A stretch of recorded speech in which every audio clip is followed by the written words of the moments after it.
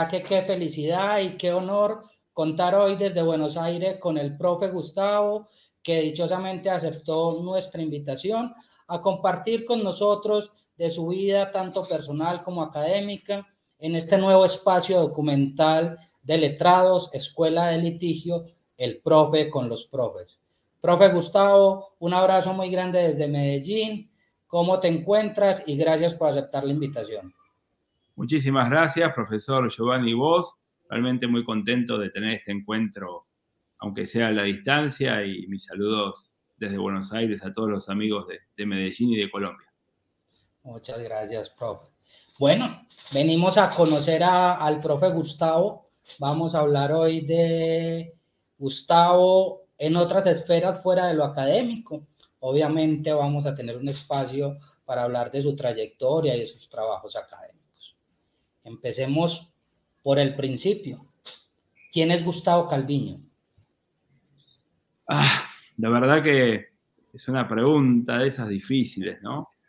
Soy una persona realmente que amo lo que hago y entiendo que a partir de mi vocación, que es el derecho, y sobre todo esa posibilidad de amar al prójimo a través de la defensa de sus derechos, bueno, es una persona feliz hoy en día, ¿no? Con mucho trabajo, muchos desafíos y bueno, y feliz, ¿no? Así que realmente muy contento con lo que hago, con los afectos que me rodean y con que, bueno, Dios me ha puesto en este lugar que es nada más lindo que poder trabajar y hacer todo el tiempo distintas cosas que a uno realmente le gustan y le apasionan.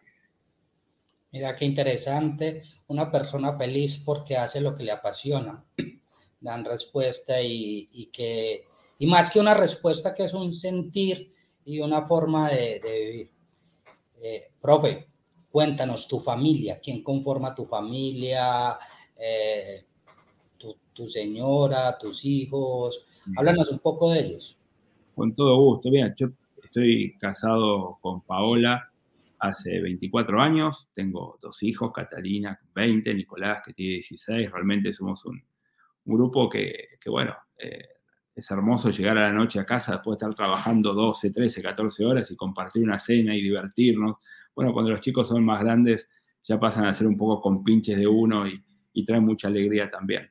Así que es parte fundamental mi familia, sobre todo en todo lo que pude desarrollar profesionalmente, y siempre tengo que destacar el apoyo que tuve de parte de mi esposa y de mis hijos con todo lo que fue mi carrera académica, ¿no? Que tuvo viajes constantes todo el tiempo, estaba arriba de los aviones, iba, venía, y bueno, eso si uno no tiene un apoyo muy fuerte desde el hogar, es muy difícil. He visto magníficos académicos que han tenido que por ahí dejar su carrera o se han ido apagando porque, bueno, se les complicaba familiarmente, ¿no? Es un mundo difícil, pero realmente cuando entienden que le hace bien a uno y que también le hace bien a la familia, bueno, apoyan y eso es fundamental, ¿no? Realmente la columna vertebral de la academia empieza en casa. Claro, claro, absoluto. Soy testigo de esas maratones que haces en razón a la académica y en razón a la academia y claro, el tema es absolutamente relevante.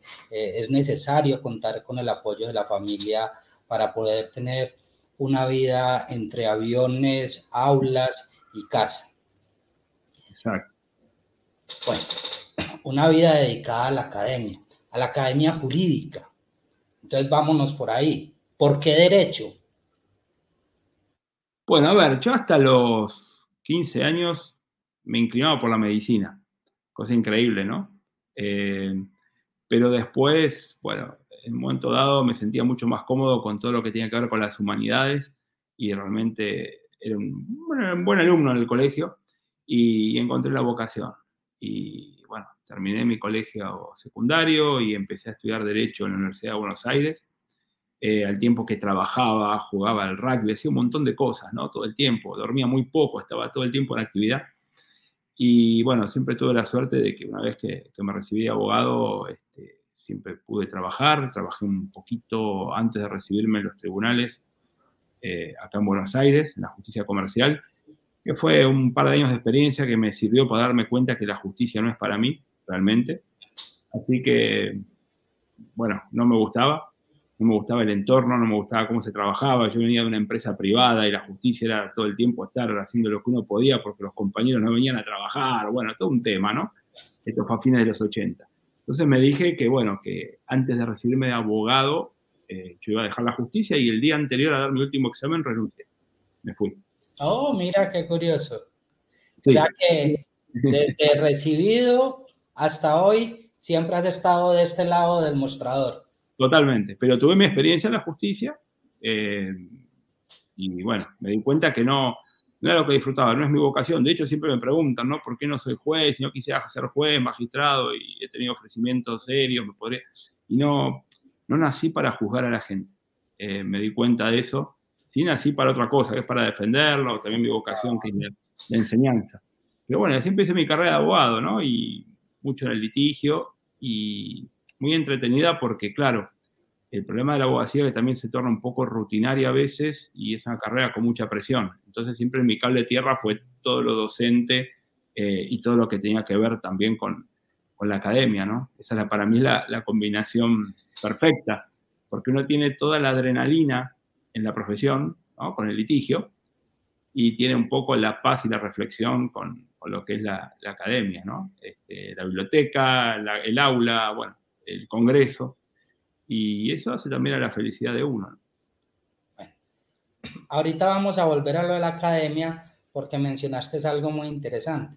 Te graduaste de la Universidad de Buenos Aires, de la UBA. ¿Sos de Buenos Aires? ¿Sos porteño?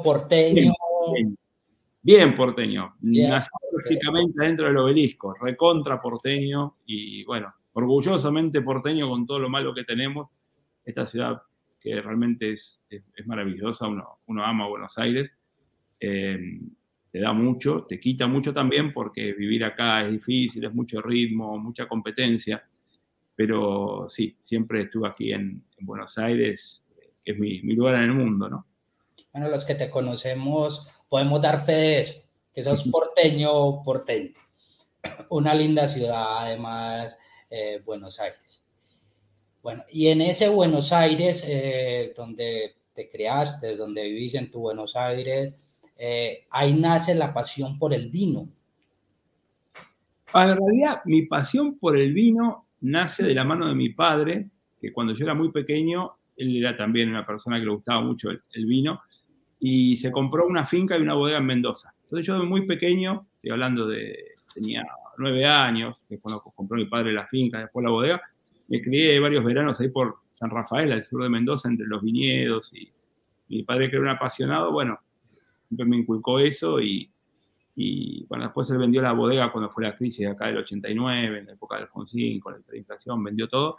Pero bueno, seguía esa pasión y yo después estudié sobre vinos, bueno, el curso de sommelier, me gusta también desde lo técnico, es como un hobby que tengo, ¿no? Con todo eso.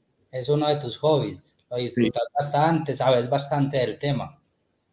Sí, sí, no piensen con esto que soy un ebrio consuetudinario, ¿no? Porque desde el punto de vista técnico, pruebo todo, pero no me van a ver en mal estado por exceso de práctica en la zona de vino, ¿no? Digamos. Muy pertinente la aclaración, muy pertinente la aclaración. Bueno, profe Gustavo, volvamos entonces a la academia.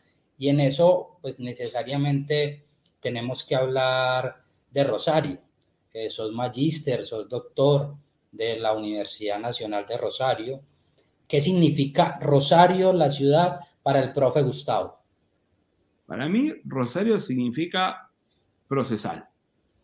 ¿Qué me ocurrió? Yo me recibo en la UBA en el año 91 y acá en Buenos Aires el derecho procesal se fue perdiendo, el procesal civil, porque allá por el año 84 la Universidad de Buenos Aires cambia el programa de estudios y realmente dejó de estar en la currícula el derecho procesal civil.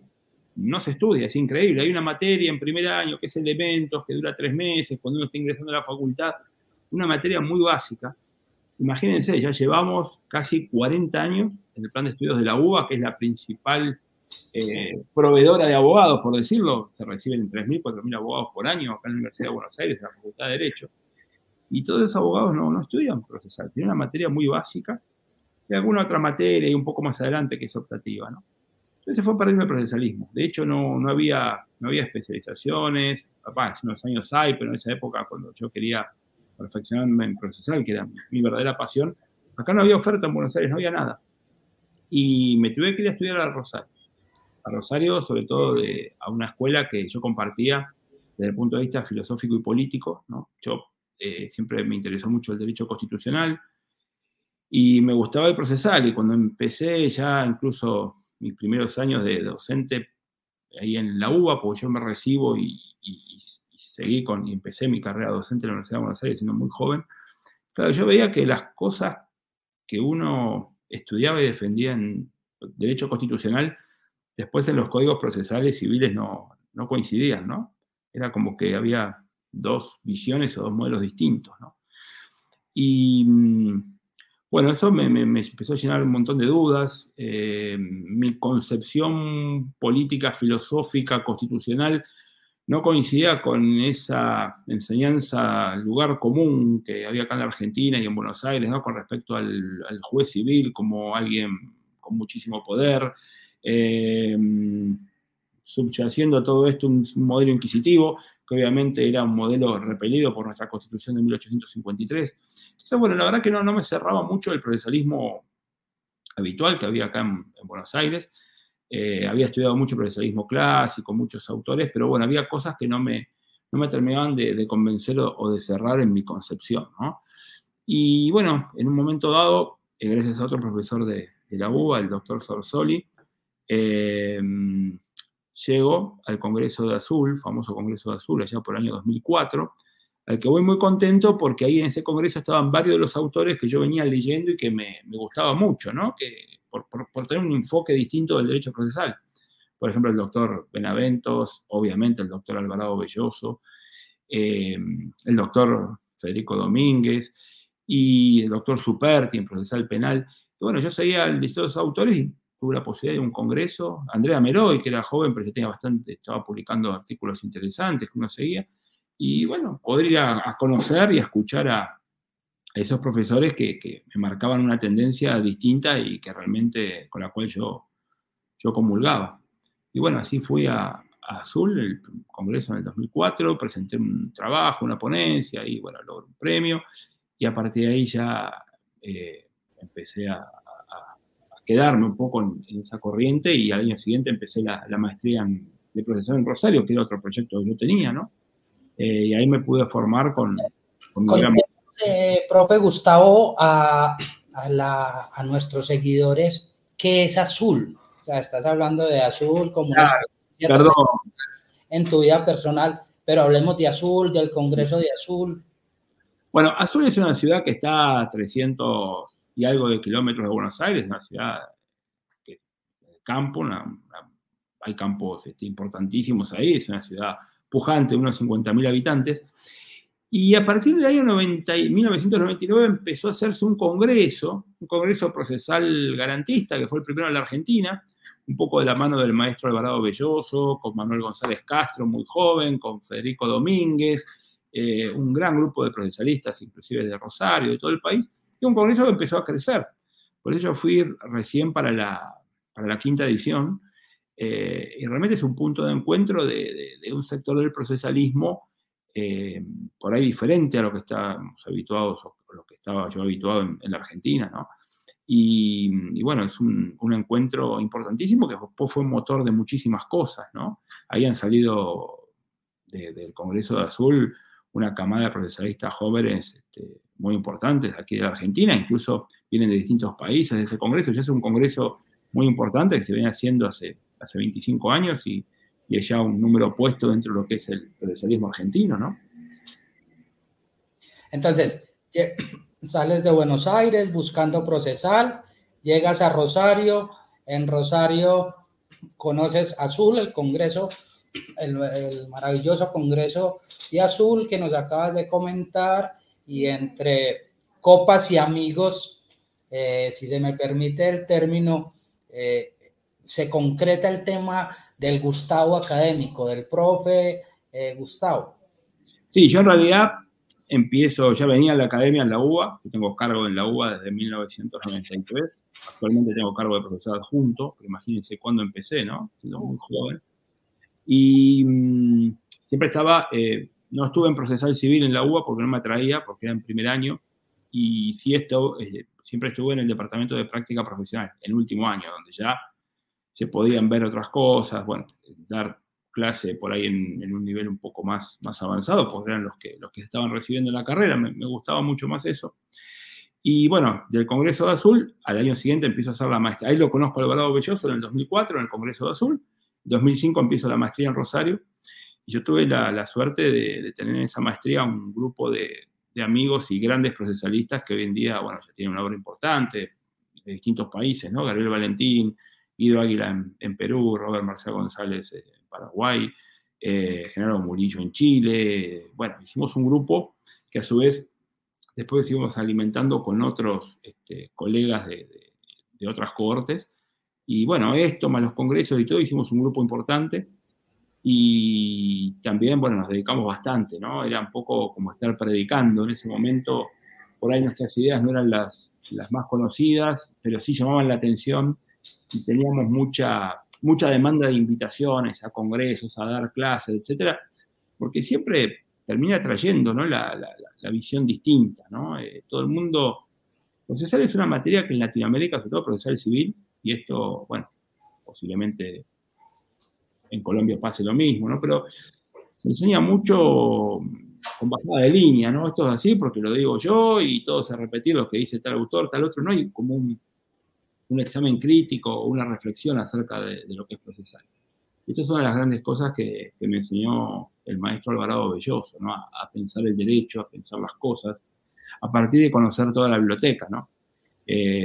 Muchas veces en procesal se tiene mucho cuidado de formar en una partecita sola de la biblioteca, no sea cosas que conozcan la otra y que haya examen crítico y que se den cuenta que lo que uno enseña no está tan bien, o te estoy fomentando mientras me lleno la boca de democracia un modelo de justicia que no es justamente un sistema de justicia democrático. Bueno, así tenemos muchas cosas, ¿no?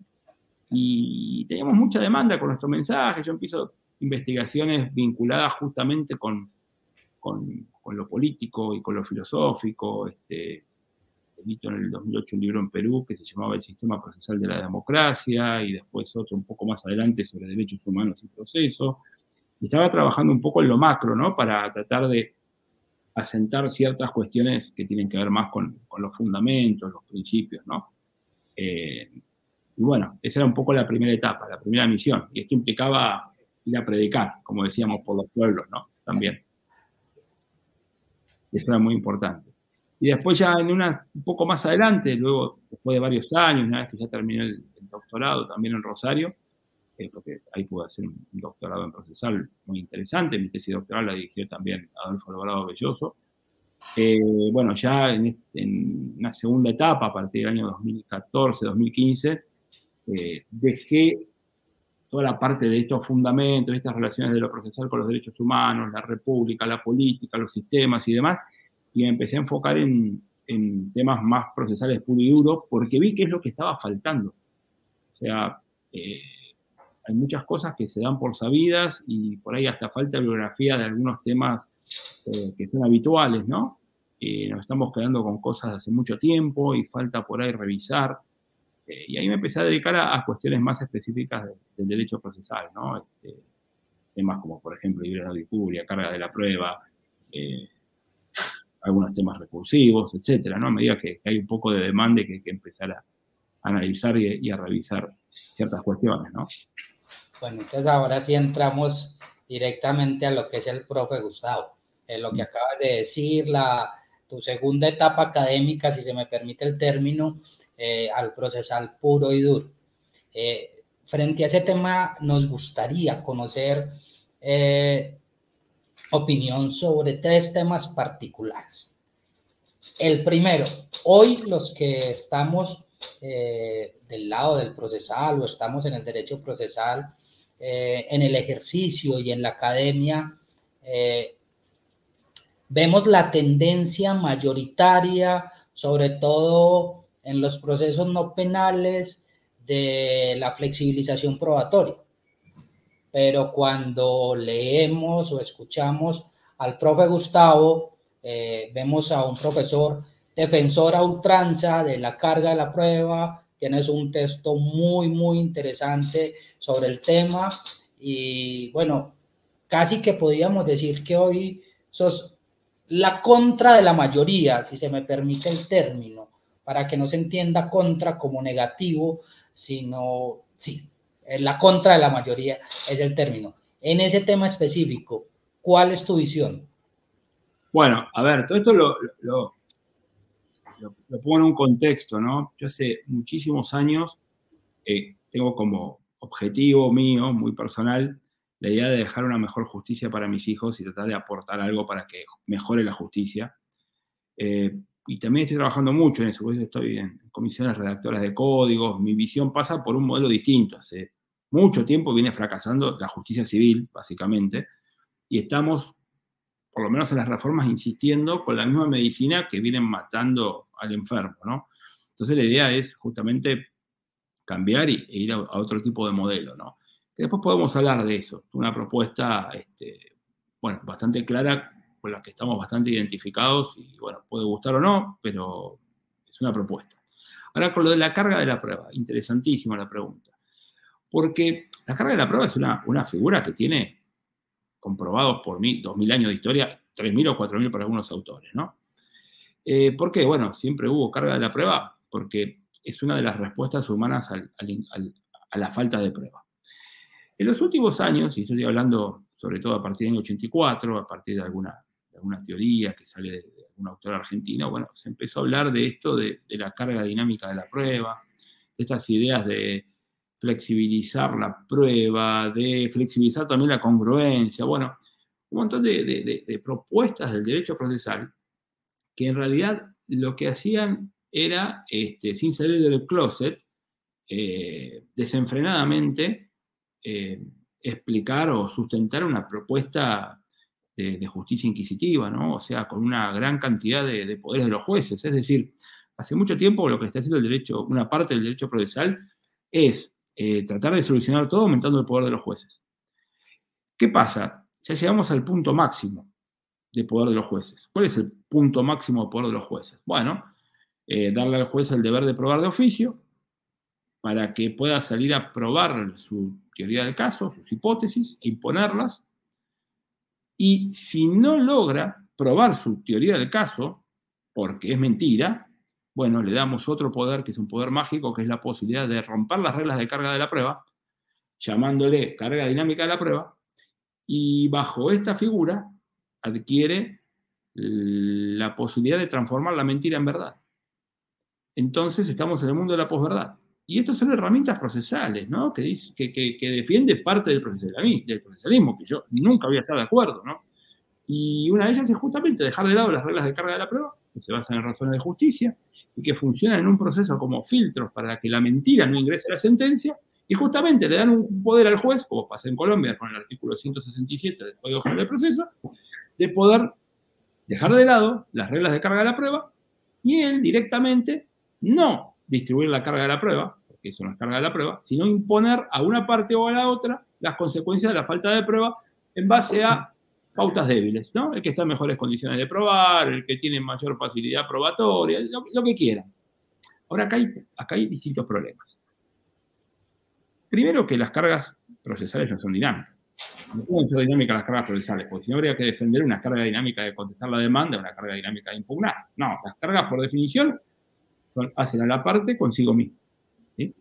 Y esto es vital, porque uno, levantándonos las cargas, ejerce el derecho de defensa. Y el segundo problema es que para defender la teoría de la carga dinámica de la prueba, ya hay jurisprudencia de la Corte colombiana, en definitiva, ahora, hay una confusión de conceptos, ¿no?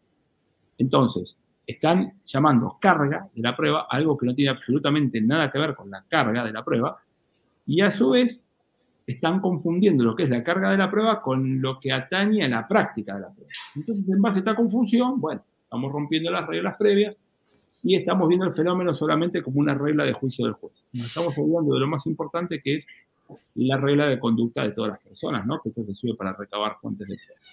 Entonces, bueno, es un tema complicado, pero que ayudó a que estemos ya en un extremo, que es el juez omnipotente, que tiene no solamente facultades probatorias, sino que le imponemos el deber de probar, y si no logra probar, automáticamente puede dar por verdadero lo que no se puede probar, lo que es mentira, si se quiere.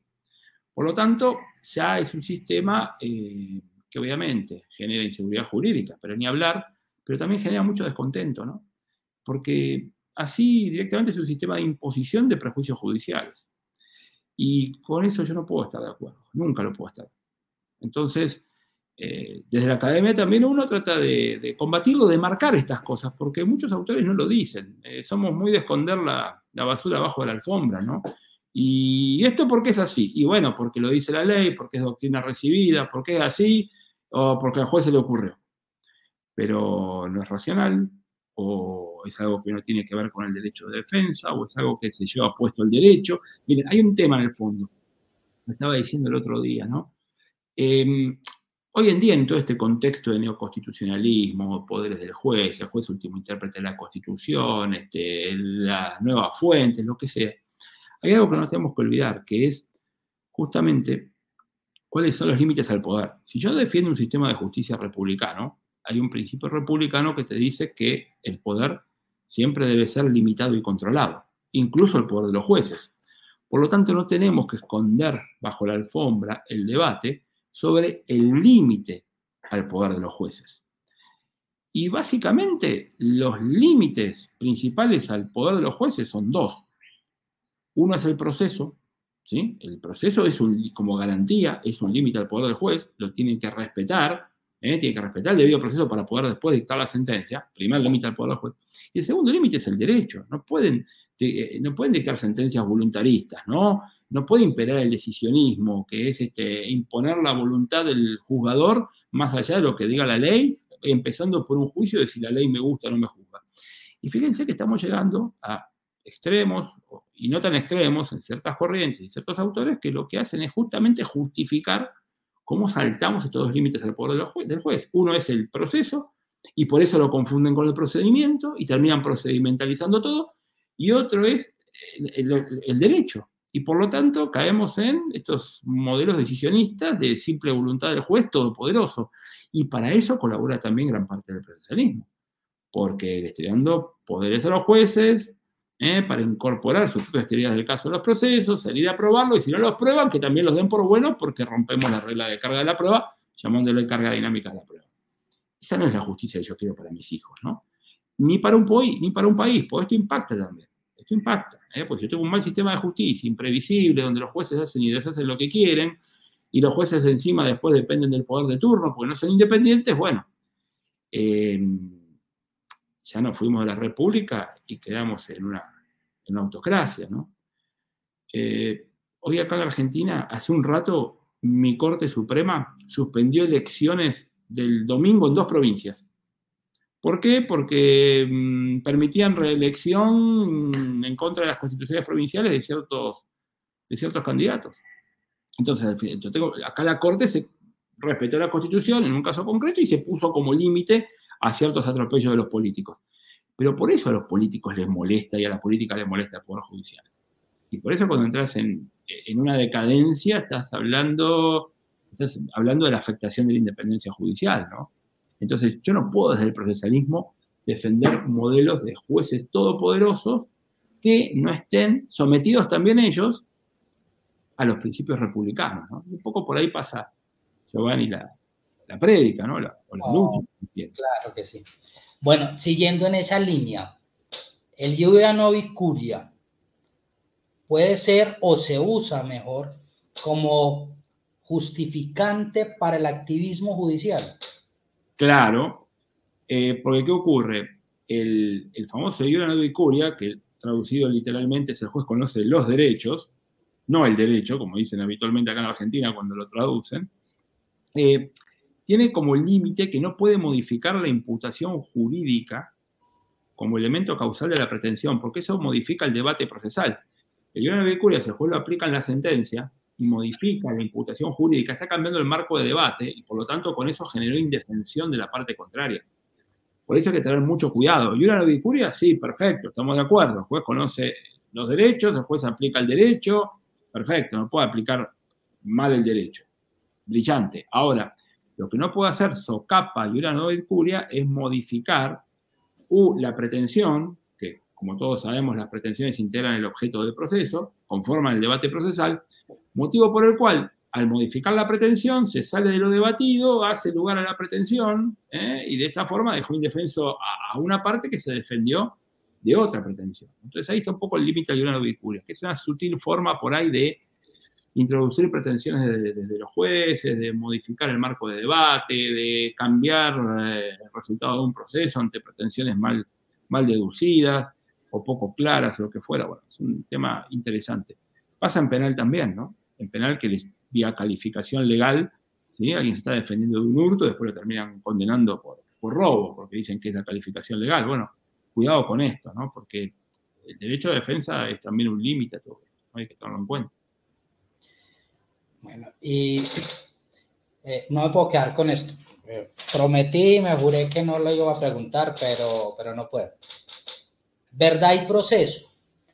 La última vez que charlamos en Medellín, ya hace unos añitos por el tema de pandemia y eso, que no hemos tenido la oportunidad de vernos por acá, hablábamos de verdad y proceso y me hablaste desde la verdad epistemológica y cómo llegar al proceso, cómo interpretarla desde el derecho procesal. Sí, es un tema interesante. Ya nos vamos a la filosofía y si quieren también nos podemos ir a la teología o a la metafísica, ¿no? A ver, una de las grandes cosas que decimos para no aburrir a nadie en el procesalismo. Bueno, el juez busca la verdad, el proceso tiene como fin buscar la verdad. La verdad, como la justicia, son virtudes humanas, todos las buscamos, todas las tenemos que buscar. Entonces, no es patrimonio de nadie en especial. Entonces, obviamente, la verdad, según en qué nivel estemos tratando de la verdad, yo no tengo duda de lo que es la verdad desde el punto de vista teológico o metafísico, después empiezan las discusiones en el campo filosófico, qué es la verdad, después inclusive bajan en el campo jurídico y te hablan de la verdad jurídica objetiva, y después llegamos al campo procesal, donde te hablan de la verdad real, la verdad material, la verdad verdadera, la verdad procesal. A ver, si estamos hablando de clases de verdad en el derecho procesal, es que no estamos hablando de la verdad. Esto lo dijo Carneluti hace más de 80 años y esto en filosofía es claro. No estoy hablando de la verdad entonces. Entonces, ¿de qué estamos hablando? Bueno, es un tema filosófico, es un tema incluso para mí hasta teológico, metafísico también. Hay que ver en qué nivel de marco teórico lo trabajamos, pero cuidado porque todos buscamos la verdad, todos. Y partir de la idea de que el monopolio de la búsqueda de la verdad lo tiene el juez y las partes que vamos a juicio no buscamos la verdad, bueno, ahí estamos equivocados, ¿no? Porque también los abogados vamos a buscar verdad y justicia y también nuestros clientes quieren encontrar la verdad y la justicia muchas veces. Entonces, cuidado, ¿no? Porque si nos quedamos con esto de que la verdad es patrimonio del juez, estamos generando lo que es la verdad de autoridad, ¿no? Y la verdad de autoridad no es la verdad. Lindo tema, ¿no? Espectacular tema. Bueno, creo que eso nos ha permitido conocer muy bien al profe Gustavo en cuanto a la persona y en cuanto al académico. Creo que estas tres últimas respuestas nos dejan muy en claro quién es el profe Gustavo hoy en el procesal. En ese entendido también sé que actualmente está dirigiendo una maestría en Derecho Procesal en la Universidad Austral en Argentina, una muy, muy respetable casa de estudio. ¿Por qué estudiar Derecho Procesal en la Austral? A ver, primero diría por qué la maestría. Esto es parte de un proyecto de vida que tengo hace mucho tiempo de tratar de mejorar la justicia, ¿no? Y venimos trabajando hace mucho tiempo en esto de hacer una maestría procesal que mira a los operadores de la justicia, ¿no? O sea, no solamente académica, sino con mucha práctica. Entonces tenemos método del caso y también hacemos litigación, 42 horas de entrenamiento en litigación para que todos puedan, lo que uno estudia, ¿no? Las 60 horas de prueba, las 80 y algo de horas de teoría general del proceso, de las materias y todo, y uno pueda hacer la bajada empírica a todo eso, ¿no? Porque uno de los grandes problemas que hay en procesal, en parte del procesalismo metodológico, ¿no? Están haciendo derecho procesal de biblioteca que después no soporta los pasillos de tribunales. Entonces hay que ver lo que pasa en los pasillos de tribunales. En base a esa actividad, es un poco la metodología que tenía Briceño Sierra y también obviamente Alvarado Belloso. Viendo la actividad, después voy a hacer teoría, pero ya tengo en cuenta lo que pasa en la realidad. Entonces puedo sacar desde la teoría cosas que sean aplicables, ¿no? Entonces hicimos una maestría con mucha bajada empírica en la Universidad Austral, que es la universidad de gestión privada número 1 de la Argentina, una universidad muy importante, y con muchísimo apoyo, mucho éxito. Ya empezó la segunda cohorte la semana pasada, y por eso estamos congeniando lo que es la parte procesal y la teoría con la litigación inclusive. Porque las facultades de Derecho no enseñan a litigar, por lo menos acá en Argentina, no enseñan a un estudiante a interrogar a un testigo. Lo hacen a los tumbos cuando son abogados en las primeras audiencias. Entonces, esa es una función, ¿no? Yo creo que si mejoramos los litigantes, los abogados litigantes, mejoramos la justicia. Porque para un juez no hay nada mejor que dictar sentencia en un proceso donde los dos abogados litigaron bien, ¿no? Entonces, ya me cansé de esperar que la justicia mejore de arriba para abajo, ¿no? Que venga el nuevo código, los jueces magníficos y todo, y que mejoren la justicia. Como eso no vino ocurriendo, bueno, vamos a hacerlo al revés. Vamos a trabajar para mejorar la justicia desde los abogados, ¿sí? Que los abogados litiguen mejor, que aprendan teoría del caso, que aprendan todo lo de litigación, que tengan una base fuertísima en procesal y probatorio. Obviamente también tenemos alumnos que son de la justicia, ¿no? Jueces, camaristas, que vienen a aprender todo esto. Bueno, un poco la idea es trabajar teoría y práctica de manera mancomunada, mirando un poco lo que se hace en los tribunales, ¿no? Y ahí todo el aporte científico y teórico apuntado a la actividad que vamos a hacer. No olvidarnos de eso. Es un poco la propuesta y, bueno, parte de todo un proyecto de vida que uno tiene para mejorar las cosas, si se puede, en un contexto muy difícil como es la Argentina. Por eso también estoy en comisiones redactoras de códigos, estoy trabajando en la de Neuquén. Bueno, a ver si en algún momento, siempre defendiendo las ideas, querer llevar un proceso adversarial civil en materia disponible y poder cambiar las cosas, bueno, si en algún momento podemos hacer un aporte, ¿no? Y que cambie el sistema. Qué interesante esa frase. Si mejoramos los abogados, mejoramos la justicia. Qué visión tan interesante de proceso y de sistemas judiciales, ¿cierto? Es indiscutible que ahí se ve también no al profe, al académico, sino al litigante, al que lo ha vivido en carne propia, al que ha estado en mostradores de despachos judiciales abogando por su cliente. Sí, el que se queda indefenso a veces en una sala de audiencia, porque me dejan indefenso. Hay jueces que me dejan indefenso, ¿no? O me destrozan el caso, o hacen lo que quieren. Por eso es todo un arte esto del derecho de defensa en juicio, ¿no? Y yo tengo que preparar a los colegas, tenemos que prepararnos para actuar en salas de audiencias hostiles, ¿no? Yo te tengo que preparar para un sistema adversarial hermoso, con interrogatorio de tu contra, y te tengo que preparar para el día que tengas del otro lado el juez inquisidor que se le ocurrió que un testigo le está mintiendo y lo mete preso. O que se le ocurre sancionar a un abogado porque se le ocurrió algo, o porque lo quiere callar. Bueno, esa es nuestra realidad, ¿no? Tenemos que prepararnos para todo eso. Esa es la realidad. Aprovecho también para a todos nuestros seguidores recomendarles @Gustavo Calviño en Twitter. Es una cuenta que cada vez crece más y que es una cuenta muy interesante, una cuenta de puro procesal. Puro procesal. Bueno, profe Gustavo, vamos entonces a relajarnos un poquito en este momento y vamos a entrar a la fase final del programa. Lo bueno no dura, dicen por ahí, y vamos a entrar a una sesión de preguntas cortas y respuestas cortas. Un libro no jurídico. Giovanni Sartori, ¿qué es la democracia? Media trampa, pero bueno. Un autor.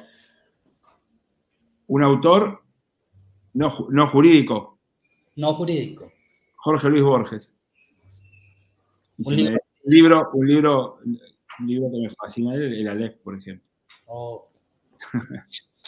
Un libro jurídico. Libro jurídico. Derecho y razón de Luigi Ferraioli. Un autor jurídico. Autor jurídico. Quiero traer uno muy antiguo, a propósito, para también reivindicar un poco, reivindicar a los clásicos o los que estudiaron por ahí el derecho innovando. Flamarino Dei Malatesta y por ejemplo, con su lógica de las pruebas, por ejemplo, ¿no? Me parece un autor que era fascinante en ese contexto, ¿no? Oh. Me encantó, ¿sí? Pescatore, la lógica del derecho, también de esa época, estamos hablando de mediados, segunda mitad del siglo XIX, ¿no? Esa concepción lógica del derecho me parece muy, muy atractiva, ¿no? Muy bien. ¿Pasta o carne? Pasta toda la vida. Pasta. Saturado de carne. Como muy poca carne, ¿no? Mira que estoy acá en Argentina, como poca carne, poquita. No, pasta full. Comida italiana me encanta. ¿Un club? River Plate, sin ningún lugar a dudas. Sin lugar a dudas. Que ganamos el Superclásico el otro día, el domingo, sí, River. Es más, sabía, yo llegué a jugar en River en la primera división al handball, otro deporte, Está de mi pasión por River, que llegué a tener muchos años la camiseta de River, la representante de River, llegué hasta a jugar en primera división de handball, campeonato nacional y todo, después ya me retiré a los 22 años porque me gustaba más el rugby y, bueno, en un momento hacía los dos deportes y después jugué hasta bastante grande al rugby, ¿no? Otro deporte que siempre me gustó mucho. Un país que no sea Argentina. Esto me compromete un poco, pero no, en realidad Estados Unidos. Me encanta ir allá y bueno, un poco porque es lo que, por ahí, lo que uno lamentablemente no tiene acá, ¿no? Entonces, todos los años, 1 o 2 veces mínimo estamos yendo allá y, como siempre digo, a respirar libertad un poco, ¿no? Me encanta. Sí. ¿Cerveza o whisky? Paso. Solamente vino y sus derivados bebo con alcohol. Nada más. Ni cerveza, ni whisky. No. Soy del vino, el espumante y el oporto. Bueno, vino y derivados, hasta ahí nada más. Muy, muy válido. Bueno, y vamos a hacerle también, a apostarle. Te voy a mencionar 4 profesores que yo sé que han tenido relevancia en tu vida, tanto personal como académica, para escuchar de parte tuya una definición corta. Adolfo Alvarado. El maestro, mi maestro en todos los órdenes de la vida. La verdad que increíble, ¿no? Y lo que a mí me ha hecho, a mí me ha cambiado la vida, sinceramente. Mi maestro. Qué bonito eso que dices. En todos los órganos de la vida. Sí, porque también a nivel humano, con su generosidad y todo, yo sé que siempre está ahí, conmigo y con todos, ¿no? Generoso con todo el mundo, no es solamente algo conmigo, ¿no? Al contrario, soy uno de tantos que le vamos a estar toda la vida agradecidos a él. Esa es la grandeza de su generosidad. Federico Domínguez. Un valiente, una gran persona, magnífica persona. Lamentamos mucho su desaparición hace no tanto tiempo. Un hombre con unas convicciones y una valentía increíble lo que transmitía, ¿no? Realmente destacable. Un ejemplo en ese aspecto. Juan Montero Aroca. Juan Montero Aroca. Y yo creo que un profesorista importantísimo. Yo tuve una relación muy buena con él, realmente me formó mucho en prueba.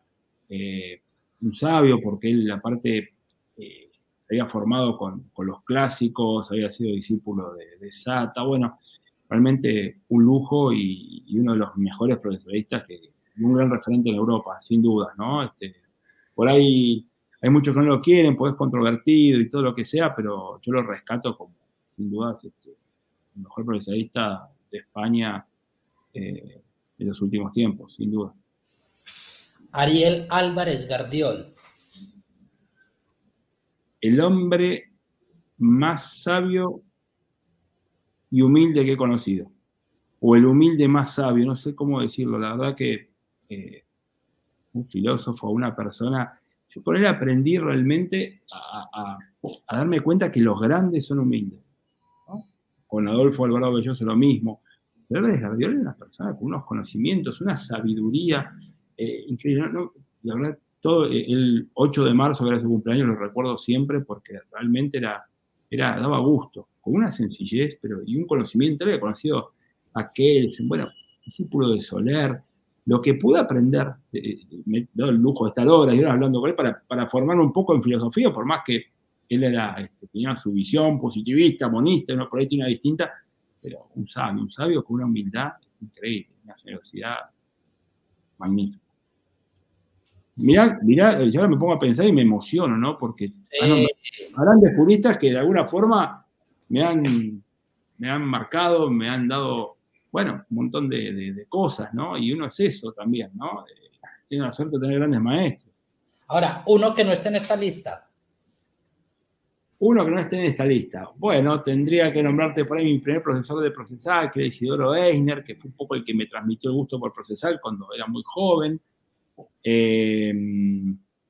También otra persona que yo conocí y que realmente admirable por su conocimiento y su simpleza y su bondad es Ciro Caldani también.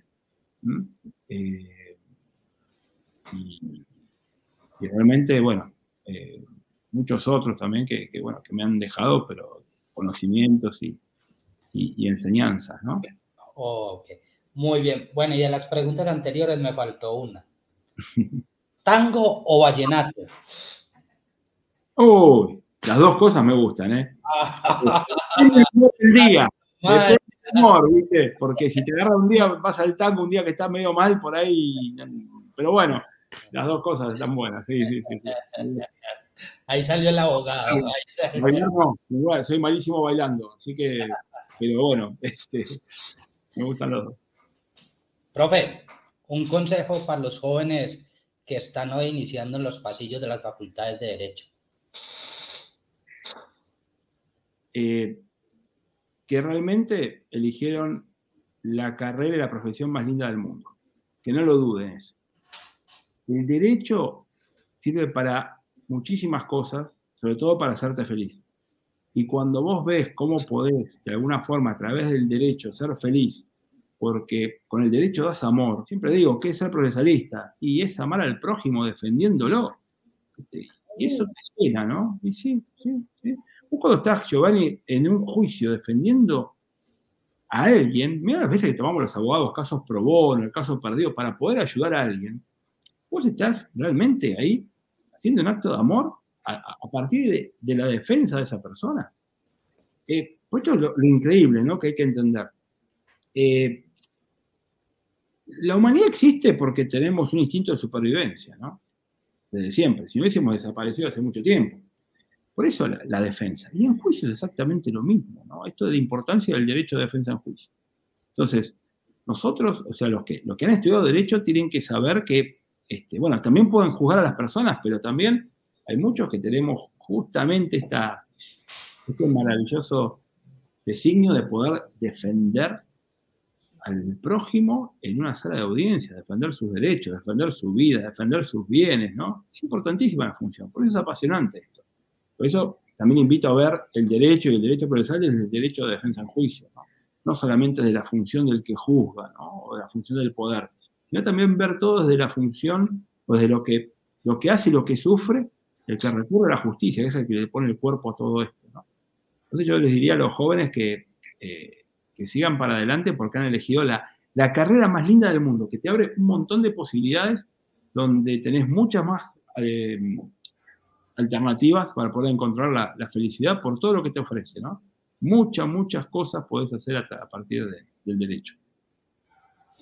Profe Gustavo, desde Letrados Escuela de Litigio, un abrazo grandísimo.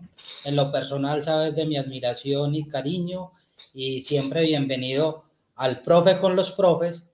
Bueno, muchísimas gracias, Giovanni, y un fuerte abrazo a ti y a todos los amigos de Medellín y de toda Colombia.